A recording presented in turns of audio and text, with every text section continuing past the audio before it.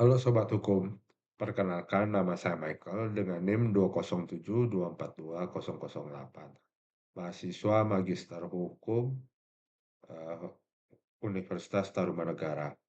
Pada kesempatan kali ini saya akan menjelaskan salah satu upaya hukum yang dapat dilakukan dalam hukum acara pidana, yaitu pra-peradilan. Nah, sebelum menjelaskan terkait dengan pra-peradilan, kita perlu menyadari sesuatu, bahwa setiap aparat penegak hukum dapat melakukan upaya paksa yang dapat dilakukan kepada masyarakat atau terduga pelaku tindak pidana. Penyidik, penyelidik, serta aparat penegak hukum dapat melakukan penggeledahan, penyitaan, penangkapan, dan sebagainya. Tentu kita menyadari bahwa dalam melakukan kewenangan atau tugasnya tersebut, para aparat penegak hukum dibatasi dengan beberapa eh, batasan-batasan yang dapat dilakukan. Misalnya dalam hal penyitaan dan penggeledahan harus ada surat perintah, harus ada izin dari ketua pengadilan negeri setempat, atau kalaupun ada keadaan mendesak atau tindak pidana berupa operasi tangkap tangan, yang kemudian alat buktinya dapat dilarikan dan sebagainya, dapat dilakukan kedaruratan untuk melakukan penyitaan terlebih dahulu, dan izin ketua pengadilan negerinya menyusul.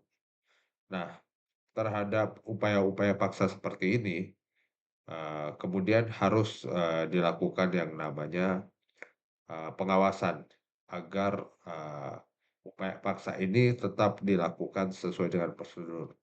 Nah, disinilah kewenangan atau hak setiap warga negara baik selaku pelapor dan terlapor untuk melakukan pra-peradilan atau menguji apakah aparat penegak hukum sudah bertindak sesuai prosedur itu jadi dimunculkan atau diberikan. Nah, pra-peradilan sendiri muncul dengan beberapa pertimbangan atau landasan filosofis. Yang pertama berkaitan dengan pembatasan kekuasaan. Seperti teori yang disampaikan oleh Lord Acton bahwa power tend to corrupt, but absolute power corrupt absolutely. Di mana terhadap mereka yang memiliki kekuasaan atau kewenangan-kewenangan harus dibatasi agar tidak melampaui batas. Nah, seperti yang tadi sudah saya sampaikan di awal bahwa aparat penegak hukum memiliki berbagai kewenangan-kewenangan untuk upaya paksa, melakukan upaya paksa terhadap dalam hal ini adalah terduga pelaku tindak pidana. Nah, oleh karenanya agar kewenangan tersebut tidak dilakukan secara semena-mena dan melampaui kewenangan-kewenangan yang diatur dalam KUHP, kemudian dibentuklah upaya pra-peradilan ini. Nah, berikutnya terdapat juga asas praduga tidak bersalah, bahwa meskipun seseorang diduga melakukan tindak pidana, kemudian mereka harus dianggap tidak bersalah hingga ada putusan pengadilan yang berkekuatan hukum tetap. Pra-peradilan ini kemudian memastikan bahwa pembatasan hak dan kebebasan seperti penahanan dilakukan sebelum putusan akhir adalah sah, prosedural, dan yang paling penting adalah tidak sewenang-wenang. Kemudian penting juga kita melihat sebuah asas yang penting, yaitu asas keadilan prosedural atau due process of law. Nah, melalui kewenangan pra-peradilan ini, kemudian ada yang namanya akuntabilitas hukum, yaitu aparat penegak hukum dipaksa bekerja secara profesional dan akuntabel. Mereka wajib untuk mempertanggungjawabkan hal-hal yang telah dilakukannya pada proses pra-peradilan. Lalu berikutnya, KUHP sendiri juga dibentuk untuk melaksanakan dua tujuan. Yang pertama tentu saja bagaimana mengadministrasi hukum pidana agar dapat menghukum mereka yang terbukti melakukan tindak pidana. Namun yang berikutnya tujuan KUHP adalah menjamin agar upaya-upaya paksa yang dimiliki oleh para penegak hukum kemudian tetap dilaksanakan sesuai dengan prosedur yang berlaku. Nah, dengan alasan inilah kemudian, diatur atau diberikan hak, masyarakat untuk melakukan pra-peradilan agar, agar terhadap kewenangan penyidik, penyelidik, terutama sebelum, masuk ke sidang di pengadilan negeri, pemeriksaan di pengadilan negeri, itu dapat, diperiksakan apakah mereka sesuai dengan koridor hukum yang berlaku dalam kuhap atau tidak. Nah, kemudian, mungkin yang menjadi pertanyaan adalah kenapa tidak melalui upaya hukum yang diberikan oleh kepolisian?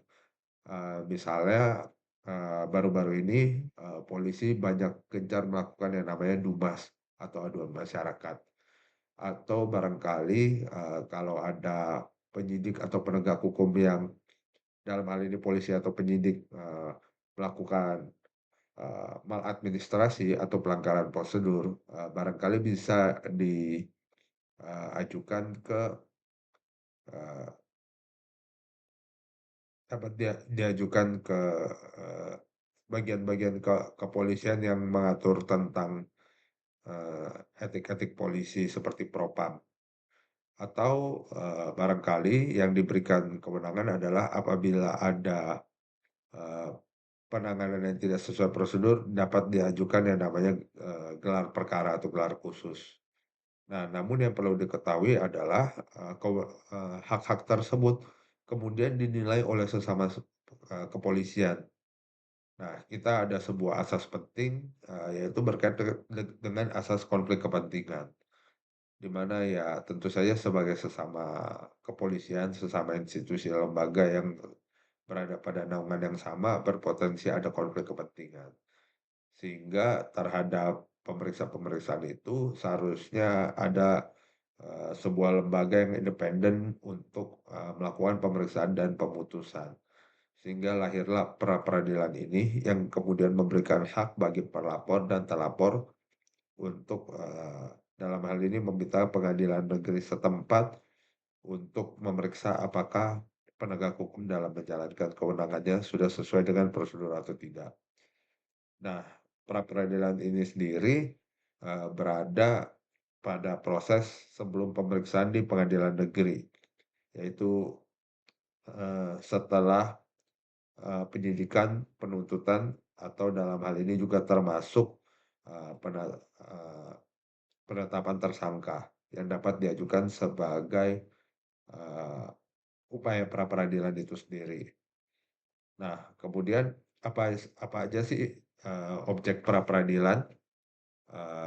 Ada, 2 pengaturan. Yang pertama dalam pasal 77 KUHP, yaitu berkaitan dengan sah atau tidaknya penangkapan, sah atau tidaknya penahanan, penghentian penyidikan atau penuntutan, serta ganti rugi atau rehabilitasi.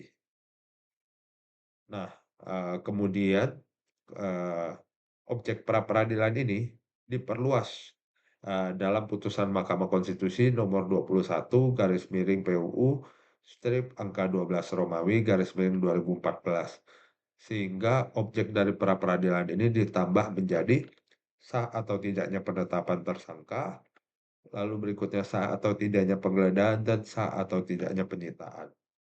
Nah, artinya dari proses penyelidikan, dari proses penangkapan, penahanan, kemudian, sampai dengan penetapan tersangka atau bahkan ketika penyelidikan dihentikan, itu dapat diajukan oleh, tersangka, atau pihak ketiga yang dalam hal ini menjadi korban.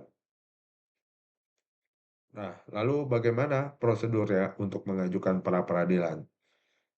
Pengajuan dapat dilakukan oleh pelaku, oleh terduga pelaku, oleh tersangka, maupun oleh, korban ke pengadilan negeri di wilayah hukum kejadian. Jadi misalnya kejadian tindak pidana ada di Jakarta Pusat, dapat diajukan di Pengadilan Negeri Jakarta Pusat. Kalau ada di Kota Tangerang, dapat diajukan di Pengadilan Negeri Kota Tangerang dan sebagainya. Nah, terkhusus para peradilan ini biasanya atau sesuai dengan KUHP akan diperiksa dan diputus oleh hakim tunggal dan, eee, pra peradilan ini juga merupakan pra peradilan yang tunduk pada asas pengadilan cepat, sehingga jangka waktu untuk memutus sesuai dengan pasal 82 ayat 1 KUHP adalah selama 7 hari sejak permohonan diterima oleh pengadilan negeri setempat. Kemudian bagaimana sifat putusannya? Sifat, putusan pra peradilan ini pada umumnya tidak dapat, dimintakan banding, kecuali sesuai dengan pasal 83 ayat 2 KUHP, penghentian penyidikan atau penuntutan, yang biasa kita sebut dengan SP3, surat penghentian penyidikan atau penuntutan, tidak dapat, eee, dalam hal ini yang dapat diajukan ke pengadilan tinggi untuk dilakukan yang namanya banding. Nah, namun, eee, kurang lebih seperti itu, yang dapat, dilakukan sebagai upaya pra-peradilan. Nah, namun dalam pelaksanaannya pra-peradilan sendiri terdapat beberapa isu hukum, yang terutama yang saya temukan. Misalnya adalah, eee, kebingungan terkait siapa yang dapat melakukan objek pra-peradilan yang mana. Misalnya dalam hal ini adalah, terkait dengan pengujian, penetapan tersangka, namun dalam hal ini dilakukan oleh terlapor, eee, yaitu misalnya kita sebagai korban, kemudian kita melihat ada, eee, penetapan tersangka atau, eee, yang tidak sesuai prosedur atau penanganan perkara terhadap pelaku tidak sesuai dengan prosedur. Nah, contohnya adalah pada jurisprudensi putusan Pengadilan Negeri Jakarta Selatan nomor 16 garis miring Pit titik pra garis miring 2016 garis miring Pengadilan Negeri Jakarta Selatan, di mana hakim menolak gugatan pra peradilan oleh pelapor untuk menguji penetapan tersangka. Hakim dalam hal ini menegaskan bahwa hak menguji status tersangka adalah hak eksklusif terlapor, sesuai dengan visi filosofi daripada perlindungan hak asasi manusia itu sendiri. Nah, namun pada jurisprudensi yang lain, ternyata hakim, memperbolehkan untuk, menguji, atau, eee, membiarkan pelapor untuk, eee, dalam hal ini melakukan gugatan ke pra peradilan atas, kasus yang, dimiliki oleh terlapor. Di mana menurut jurisprudensi Pengadilan Negeri Jakarta Selatan, putusan nomor 8 garis miring Pit titik pra garis miring 2017 garis miring Pengadilan Negeri Jakarta Selatan. Di mana dalam hal ini isi putusannya yaitu pelapor, menyatakan bahwa tindakan penyidik yang berlarut-larut tanpa kejelasan adalah bentuk penghentian penyidikan yang tidak sah. Dan dalam hal ini hakim memerintahkan, untuk, penyidikan, kasus dapat segera dilanjutkan. Nah, jadi di sini artinya ada ketidakpastian hukum terhadap objek pra-peradilan itu sendiri. Eee, Perlu diatur secara lebih jelas, kapan, suatu objek pra-peradilan dapat lakukan oleh, eee, pelapor atau korban. Kapan kemudian objek pra-peradilan tersebut dapat dilakukan oleh terduga pelaku atau dalam hal ini adalah tersangka. Sehingga kemudian hakim pengadilan negeri yang menerima permohonan dapat, eee, memberikan kepastian hukum atau, eee, dalam hal ini tidak berubah-ubah, pandangannya terkait dengan objek pra-peradilan ini.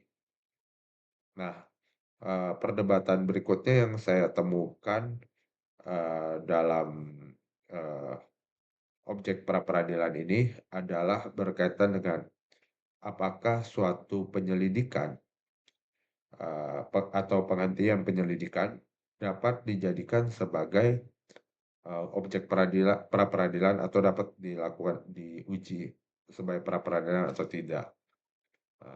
Mungkin perdebatan secara umumnya adalah karena KUHP hanya memberikan kewenangan, mengajukan pra-peradilan terhadap, eee, upaya hukum penyidikan, sehingga yang penyelidikan ini kemudian, eee, terdapat perdebatan apakah termasuk objek pra-peradilan atau tidak. Eee, yang mengatakan tidak adalah karena tidak ditulis di dalam KUHP, yang mengatakan iya dikarenakan penyelidikan ini dianggap sebagai suatu rangkaian proses penyidikan, sehingga penghentian penyelidikan harus dimaknai sebagai penghentian penyidikan sehingga dapat menjadi objek pra-peradilan. Nah, contoh, perdebatannya adalah dapat kita lihat pada jurisprudensi Putusan Pengadilan Negeri Jakarta Selatan nomor 4 garis miring Pit titik Pra garis miring 2012 garis miring PN Jakarta Selatan, di mana hakim pra peradilan menyatakan permohonan dari pelapor terkait penghentian penyelidikan itu diterima dan menyatakan penghentian penyelidikan yang dilakukan termohon itu tidak sah. Jadi, alasan hakimnya yaitu hakim berpendapat bahwa penghentian penyelidikan tanpa dasar hukumnya jelas telah melanggar hak pelapor untuk mendapatkan keadilan dan kepastian hukum. Putusan ini dianggap sebagai penemuan hukum untuk menjembatani hak-hak korban yang dirugikan oleh tindakan aparat di tahap penyelidikan. Nah, namun di sisi lain ada beberapa pengadilan yang melakukan penolakan terhadap upaya hukum pra peradilan terhadap penghentian penyelidikan. Contohnya dalam putusan Pengadilan Negeri Surabaya nomor 13 garis miring Pit titik Pra garis miring 2017 garis miring Pengadilan Negeri Surabaya. Di mana dalam putusan ini hakim pra peradilan menyatakan permohonan pelapor atas penghentian penyelidikan itu tidak dapat diterima atau NO. Nah, alasan hakim adalah bahwa penghentian penyelidikan tidak termasuk objek pra peradilan dalam KUHP. Sehingga seharusnya di dalam KUHP berikutnya dapat dipertegas apakah penyelidikan ini sebagai objek pra peradilan atau tidak. Nah, kalau menurut, saya pribadi, dalam penyelidikan sudah ada upaya paksa atau dalam hal ini, dalam proses penyelidikan, penghentian penyelidikan, itu terdapat potensi, pelanggaran, prosedur atau hukum acara pidana oleh, penyidik. Misalnya penyidik melakukan penanganan penyelidikan yang terlalu lama, atau misalnya, eee, penyelidikan, dihentikan di tahap penyelidikan, padahal ada pelanggaran prosedur hukum acara pidana. Lantas bagaimana upaya hukumnya, jika pra peradilan tidak diberikan? Oleh karenanya seharusnya pra-peradilan itu dapat dilakukan sejak tahap awal hukum acara pidana, yaitu termasuk pada proses hukum penyelidikan. Sehingga dalam hal ini terkadang mungkin ada penegak hukum yang mencoba, berlindung diri di balik, eee, proses penyelidikan itu atau penyelidikannya dibiarkan, tidak dihentikan kemudian dibiarkan supaya dalam hal ini, eee dapat mencegah kasus untuk naik ke tingkat penyidikan oleh oknum kepolisian dan sebagainya. Sehingga dalam hal ini setiap proses pidana itu dapat diawasi dan dipertanggungjawabkan secara hukum, eee, melalui pengadilan negeri yang sah, yang independen, oleh hakim yang independen. Sehingga, proses due process of law, sehingga proses, memastikan agar segala perbuatan aparat penegak hukum sesuai dengan eee, KUHP atau sesuai dengan hukum acara yang berlaku itu dapat dipastikan dan keadilan bagi masyarakat, bagi pelapor maupun terlapor dapat diberikan. Oleh karenanya perbaikan dan penegasan-penegasan hukum perlu dilakukan. Sekian penjelasan dari saya berkaitan dengan pra peradilan. Terima